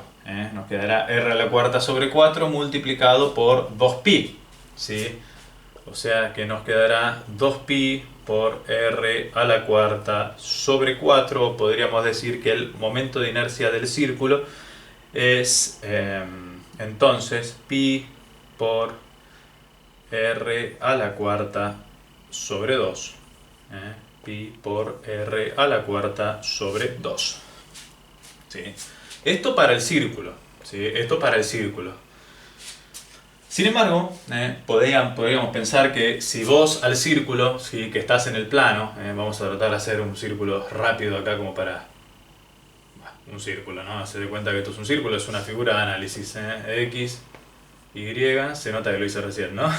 Y este es el radio geométrico. ¿Qué pasa si vos a este círculo le querés dar cuerpo? Lo querés expandir, lo querés expandir uniformemente en el espacio. Si lo querés expandir uniformemente, ¿qué cuerpo te genera? Y un cilindro. Te genera un cilindro. O sea, al círculo vos lo expandís y te genera un cilindro. Obviamente lo expandís lo que vos quieras, ¿no? Le podríamos expandir una altura h. Y bueno, para tratar, ¿sí? A este momento de inercia de figuras, lo podríamos convertir en el momento de inercia del cuerpo, del cilindro macizo, multiplicándolo por esta altura y multiplicándolo por la densidad. ¿Sí? Vos fíjate que si a este momento de inercia, el pi por r a la cuarta dividido 2, lo multiplicamos por la altura y ahora lo multiplicamos por la densidad, vos acordate que la densidad de un cilindro macizo uniforme es igual a la masa sobre volumen, que será pi por radio al cuadrado por altura. Entonces vamos a establecer la analogía, vamos a poner pi por radio al cuadrado por altura. Altura con altura se va, pi con pi se va, r cuadrado con r cuarta quedará r cuadrado a favor del numerador, por lo que el momento de inercia del cilindro, como ya sabíamos, será... Esta es en realidad lo que quiero llegar, ¿sí? Fíjate que la expresión a la que llegamos, 1/2 de la masa por el radio al cuadrado, coincide con lo que habíamos visto antes, con lo que habíamos visto en la determinación del momento de inercia del cilindro. Entonces podríamos sacar en limpio que de todo este berenjenal, podríamos decir que el momento de inercia de un cuerpo, ¿sí? El momento de inercia de un cuerpo, con expansión, habrá que aclarar, ¿no? Con expansión uniforme en el espacio, será el momento de inercia de la figura, ¿sí? De la figura, si vos al cuerpo lo cortás en un plano horizontal, tenés la figura, bueno, el momento de inercia de esa figura multiplicado por la densidad y por la altura, multiplicado. Si vos... ¿Qué es lo que te está queriendo decir? Que al momento de inercia de la figura que has visto en estabilidad de unidades de longitud a la cuarta, vos lo podés multiplicar por la densidad y darle cuerpo con la altura. Si vos le das cuerpo multiplicando con la densidad y con la altura, vas a tener el momento de inercia que vemos acá, el momento de inercia del cuerpo. Entonces, esta es la relación que quiero que te lleves. De todas aquellas figuras que has visto en estabilidad, ¿sí? Que has visto en estabilidad, donde has determinado el momento de inercia con la geometría de masas, vos lo multiplicás por la densidad y por la altura y tendrías el momento de inercia del cuerpo si lo expandís uniformemente en el espacio. Bien, vamos a tratar de determinar el momento de inercia respecto a un eje de rotación que no necesariamente tiene que estar alineado con los ejes X, Y y Z. Vamos a determinarlo para un sistema de puntos materiales y por supuesto que la expresión va a ser válida también para una distribución continua de masa donde el eje de rotación no necesariamente tiene que estar alineado a los ejes cartesianos principales, ¿no? X, Y y Z. Y tampoco tiene que estar alineado a los ejes principales de inercia del sólido, ¿sí?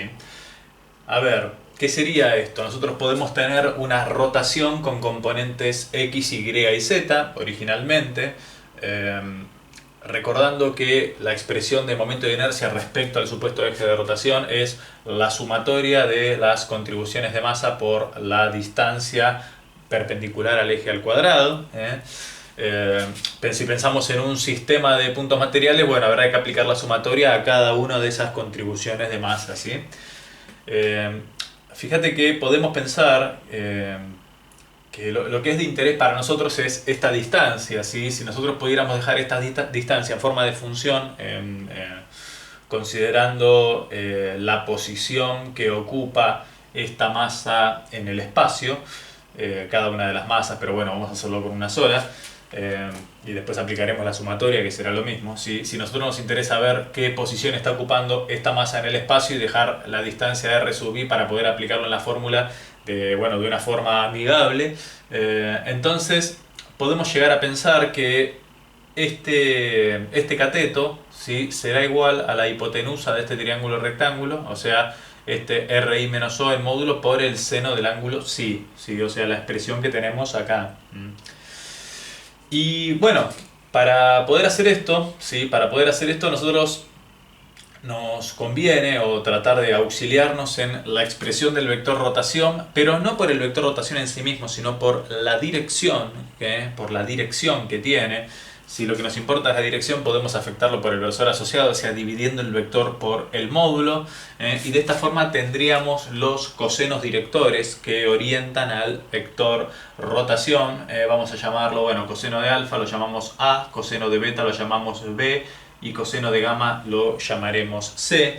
Esta forma de R sub i, el módulo de RI menos O por el seno de psi, lo podemos obtener como resultado del producto vectorial del versor representativo del vector rotación con el RI menos O. Por supuesto, el módulo, ¿no? Sí, será el módulo de 1, que vale 1, por el módulo de RI menos O, por el seno del ángulo comprendido entre los dos vectores. Así que estamos bien, sería esta la expresión que estaríamos utilizando y estamos en línea, ¿de acuerdo? ¿Sí?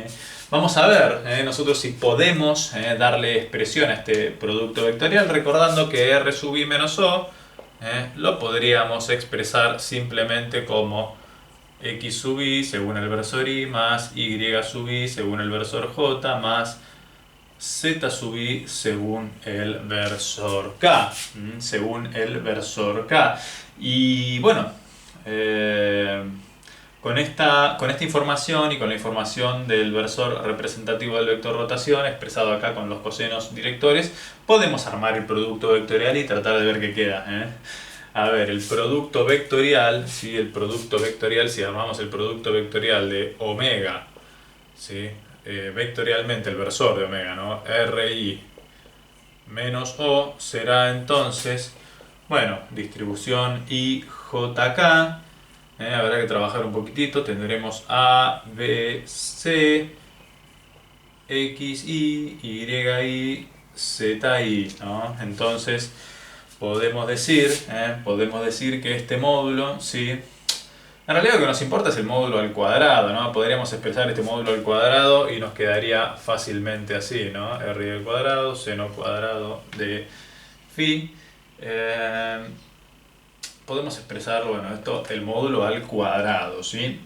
¿Cómo sería esto del módulo al cuadrado? Este R sub i al cuadrado entonces será este módulo del producto vectorial al cuadrado. Entonces te quedará, a ver, B por z sub i menos C por Y sub i al cuadrado más C por X sub i menos A por z sub i al cuadrado más A por Y sub i menos B por X sub i al cuadrado, ¿de acuerdo? ¿Sí? Ahí tendrías la distribución, ¿sí?, o la expresión de R sub i al cuadrado para la posición de la masa I, ¿sí?, de la masa M sub i. Y bueno, con esta información nosotros podríamos expandir este resultado, ¿sí? Podríamos expandir este resultado y sacar alguna conclusión interesante, de ser posible. A ver qué podemos obtener de todo esto, ¿sí? A ver qué podríamos obtener de esta expresión, ¿sí?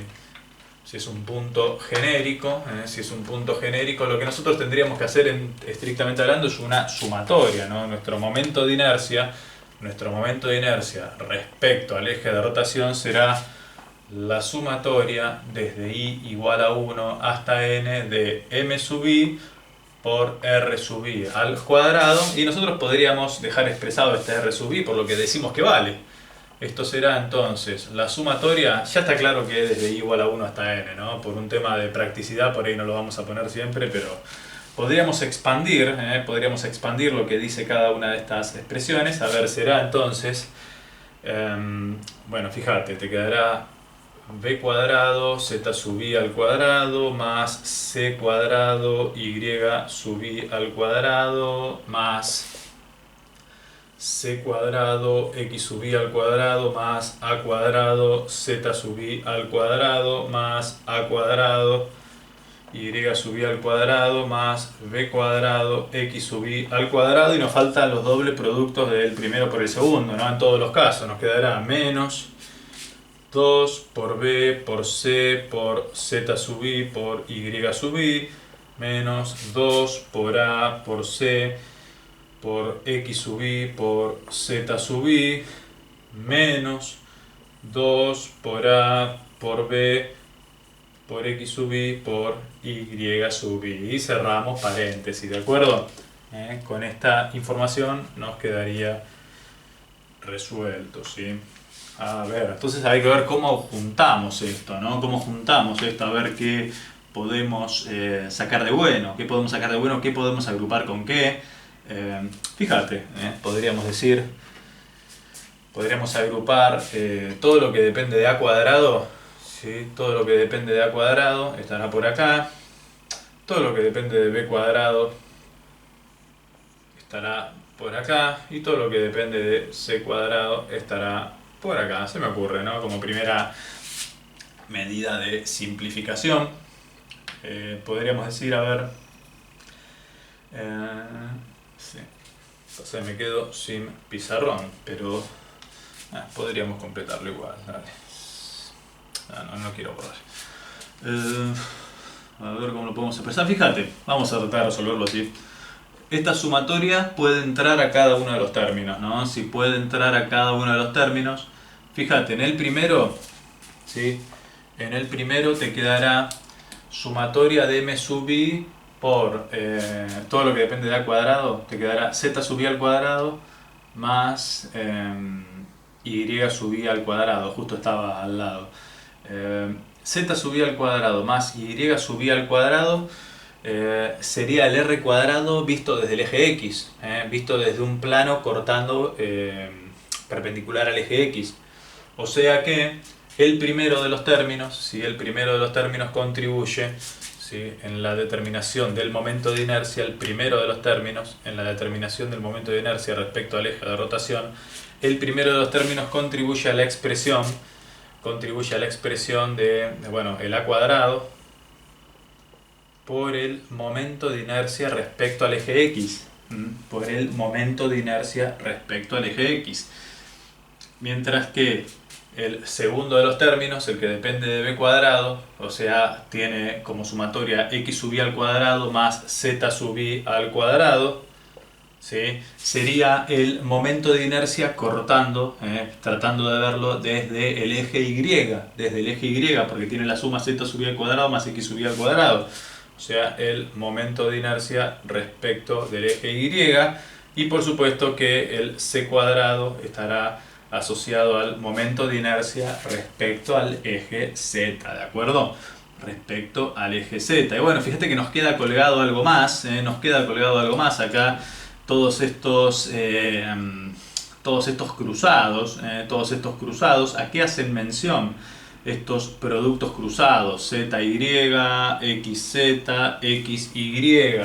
Bueno, hacen mención, ¿sí? Vamos a expresarlo bien, hacen mención a los momentos centrífugos, cuando la pieza no está rotando según los ejes principales de inercia, aparecen estos términos, ¿sí?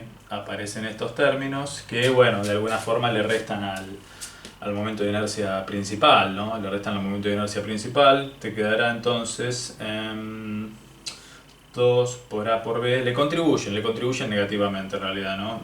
Momento de inercia x, y. Esta es la expresión representativa, ¿sí? La expresión representativa del momento de inercia respecto al eje de rotación cuando el eje no está alineado a ninguno de los ejes cartesianos. Cuando no está alineado a ninguno de los ejes cartesianos, la expresión que nos queda del momento de inercia respecto al eje de rotación es esta, ¿de acuerdo? Bueno, vamos a calcular la energía cinética para el cuerpo rígido, recordando que la expresión de energía cinética para el sistema de puntos materiales es básicamente la contribución de cada una de las energías cinéticas de cada una de las partículas que intervienen, ¿no?, en este sistema. ¿Sí? Esta es la expresión para el sistema de puntos materiales. Si nosotros recordamos, además, que el cuerpo rígido es un sistema de puntos materiales con condiciones de ligadura y que nosotros hemos determinado para un punto R sub i cualquiera perteneciente al sólido que su velocidad, ¿sí?, su velocidad en estado de rototraslación venía dada por la traslación más el omega vectorialmente R sub i menos O. Nosotros de algún modo, vamos a dejar esto mejor, nosotros de algún modo podríamos reemplazar el vector velocidad, el valor de la velocidad, por lo que decimos que vale para un cuerpo rígido. ¿Sí? Para un cuerpo rígido, entonces podríamos decir que será la sumatoria desde i igual a 1 hasta n de un medio de m sub i por b sub 0 más omega vectorialmente r sub i menos o. Toda esta expresión, por supuesto que al cuadrado, ¿sí? Toda esta expresión, por supuesto que al cuadrado. Nosotros podríamos expandir esto como el cuadrado de un binomio y vamos a tener tres términos, y ahora vamos a hablar un poquitito de estos tres términos, ¿sí? Nosotros podríamos separar en cada uno de los ejes, podríamos pensar en cada uno de los renglones, quiero decir, podríamos pensar en el primero de los términos, haciendo mención a que hay uno que será, sí, podríamos pensar energía cinética 1, bueno, será la sumatoria desde i igual a 1 hasta n de un medio de m sub i por b sub 0 directamente al cuadrado. Y vos fíjate que, bueno, el 1 medio no depende de la sumatoria, y recordamos que la sumatoria desde i igual a 1 hasta n de m sub i será la masa total, ¿no? Será la masa total del sólido, porque está hablando de la sumatoria de cada una de las masas de los puntos materiales que intervienen en el sólido. Entonces, esto claramente que será la masa total del sólido, ¿sí? Me refiero a esta expresión, será la masa total del sólido. Entonces, podríamos pensar que el primer término hace mención a un medio de la masa por la velocidad de traslación al cuadrado. Y a este término se lo conoce con el nombre de energía cinética de la traslación. Vos acordate que el cuerpo rígido puede estar rotando y además se puede estar trasladando. Entonces, desde el punto de vista de la traslación, su energía cinética se calculará de esta manera, ¿de acuerdo? ¿Qué hay del segundo? ¿Qué hay del segundo término? ¿Sí? ¿Qué hay del segundo término? Vamos a dejar el doble producto del primero por el segundo para el final. Vamos a trabajar con el segundo al cuadrado. Entonces será la energía cinética 2. Entonces será la sumatoria desde i igual a 1 hasta n de un medio de m sub i por omega vectorialmente r sub i menos o al cuadrado. ¿Sí? Bueno, a ver, tendríamos que desarrollar esto. En realidad nosotros esto lo hicimos antes, lo habíamos hecho antes, habíamos hecho este producto vectorial y habíamos determinado en realidad cómo valdría para R sub i, ¿no? A ver, en realidad lo habíamos determinado R sub i antes, sí, justo en la determinación del momento de inercia respecto al eje de rotación habíamos determinado que R sub i era R sub i menos O por el seno de phi. Y acá nos encontramos con que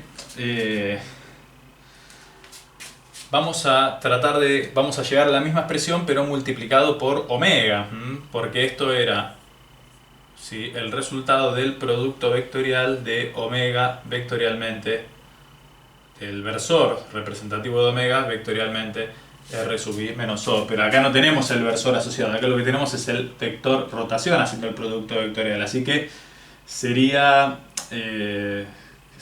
similar, ¿sí? Sería la misma expresión pero multiplicada por omega lo que nos quedaría. Lo que nos quedaría será la misma expresión pero multiplicada por omega. Igualmente lo hacemos pero quería que te des cuenta de eso.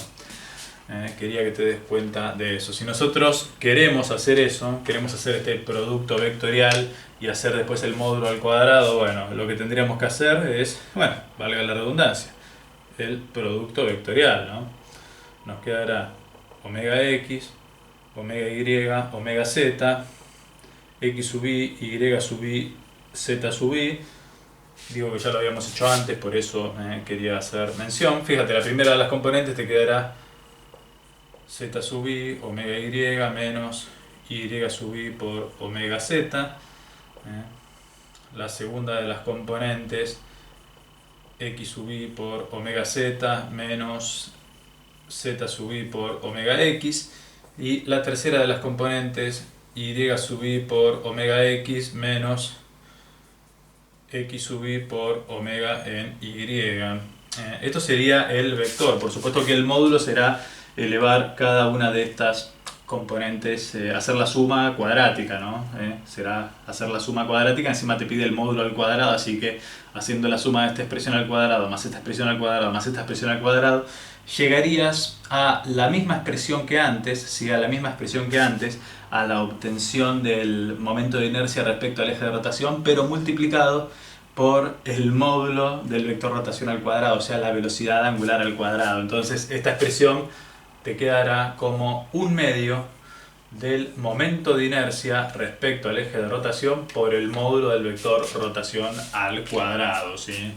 Y esta será, ¿sí? Y esta será la expresión representativa de la energía cinética del sólido para la rotación, ¿sí? Así como esta expresión era para la traslación, esta será para la rotación. Un medio del momento de inercia respecto al eje de rotación, ese que vimos en el apartado anterior, por la velocidad angular al cuadrado, ¿de acuerdo?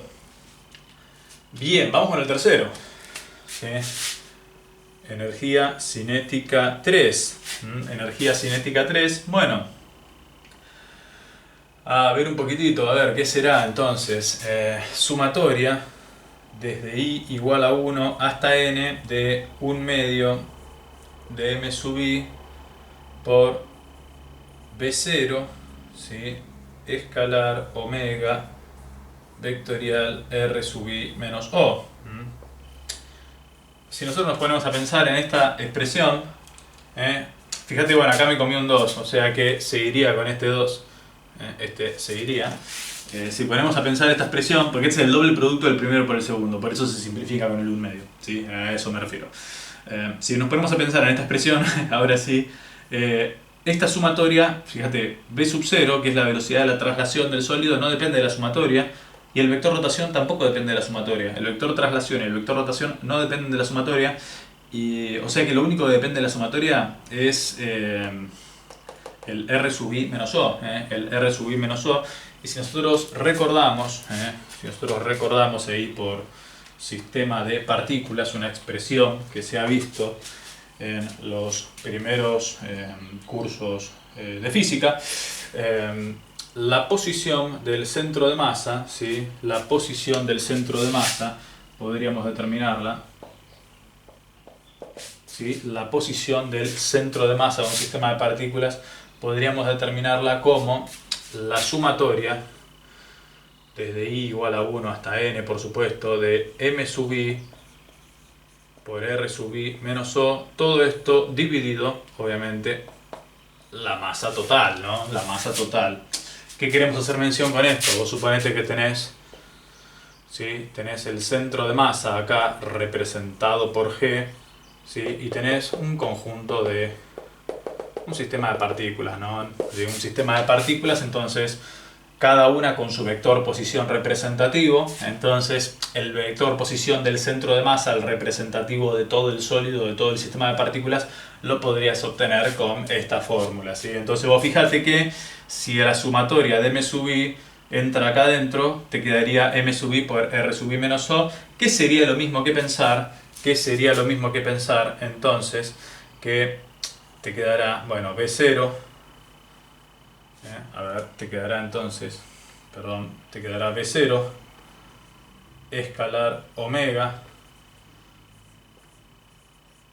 vectorialmente G menos O y multiplicado por la masa, ¿no? La masa pasará multiplicado por G menos O, y esta será la energía cinética 3. Entonces, para la determinación de la energía cinética del movimiento general de un cuerpo rígido, tendremos la componente de traslación más la componente de rotación más este tercer término que se lo conoce con el nombre de fuerza viva compuesta, ¿sí? Con el nombre de fuerza viva compuesta, y este término aparece cuando se dan estas condiciones: cuando el sistema está en traslación, cuando además está en rotación y cuando además el centro de masa no coincide con el centro de reducción del movimiento. ¿Sí? El centro de masa no coincide con el centro de reducción, porque si está en traslación y está en rotación, pero el centro de masa coincide con el centro de reducción, te desaparece.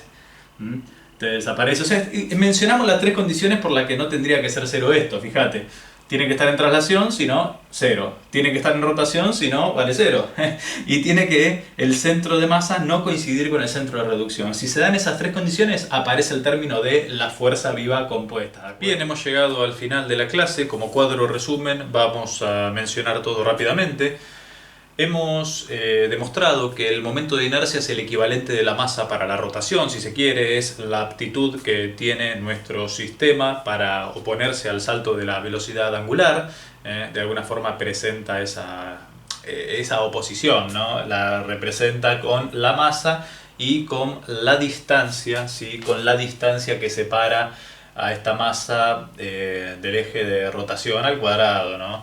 Para una masa puntual, la obtención es directamente masa por esta distancia r al cuadrado. Esta distancia tiene que ser normal, de forma tal que sea la mínima. Para un sistema de masas que cumplen con la misma función, se superponen los efectos y te quedará la sumatoria desde i igual a 1 hasta n de m sub i por r sub i al cuadrado. Para una distribución continua de masa te quedará la integral de volumen del r cuadrado por diferencial de masa, siendo r la distancia que separa a cada una de las contribuciones de masa respecto de nuestro eje de rotación, ¿sí? Para sistemas, donde recordemos que la densidad también puede ser una función, si el diferencial de masa siempre es densidad por diferencial de volumen, y si esta distribución de masa a lo largo, lo ancho y lo profundo de todo el sólido es uniforme, la densidad puede salir afuera de la integral y nos quedará una integral de volumen multiplicada por el r cuadrado, que será una función a determinar en función de la geometría de la configuración, ¿sí? Entonces el momento de inercia depende de la masa y de la geometría de la configuración, y por supuesto depende del eje al que estás haciendo referencia a la rotación, ¿sí? Tal es el caso de un eje paralelo al original de los principales. El momento de inercia se obtendrá con la obtención del baricéntrico, ¿sí? Primero del baricéntrico, que generalmente si es un cuerpo estandarizado lo tendrás en una tabla, el baricéntrico, más la masa por la distancia entre ejes al cuadrado, primer teorema de Steiner para la obtención del momento de inercia, ¿sí? Para cuerpos que no son del todo regulares, donde la distribución de masa no es uniforme o donde no tengamos muchas certezas de su composición, se puede obtener el momento de inercia con el producto entre la masa y el radio de giro al cuadrado también. Podemos obtenerlo de esa manera. El radio de giro es la distancia a la cual el momento de inercia puede representarse con una masa puntual separada del eje de rotación, de forma tal que nos genere el mismo momento de inercia, ¿sí? El sólido puede representarse con una masa puntual. Bien, habíamos obtenido las expresiones de la energía cinética. Teníamos energía cinética de traslación, la misma que para la dinámica de la partícula, 1/2 de la masa por la velocidad al cuadrado. Habíamos demostrado que para la rotación la energía cinética es 1/2 del momento de inercia por la velocidad angular al cuadrado. Y había un tercer término representativo de la fuerza viva compuesta, donde que para garantizar su existencia el cuerpo tiene que estar en traslación, en rotación, y además el centro de masa no tiene que coincidir con el centro de reducción. Se tienen que dar esas tres cosas para que aparezca un tercer término allí dando vuelta. Fuerza viva compuesta porque vincula parámetros de traslación con rotación, ¿de acuerdo? ¿Sí? Así que bueno, esta fue la primera clase de dinámica del cuerpo rígido, dedicada fundamentalmente a el momento de inercia. Va a ser importante considerarlo, porque va a aparecer mucho, va a aparecer mucho cuando tengamos que acelerar sistemas en rotación, así que me parecía prudente arrancar por acá para terminar de comprenderlo, ¿sí? Espero que te haya gustado la clase. Esto fue dinámica del cuerpo rígido, clase número 1, y bueno, nos veremos en la próxima. Chao.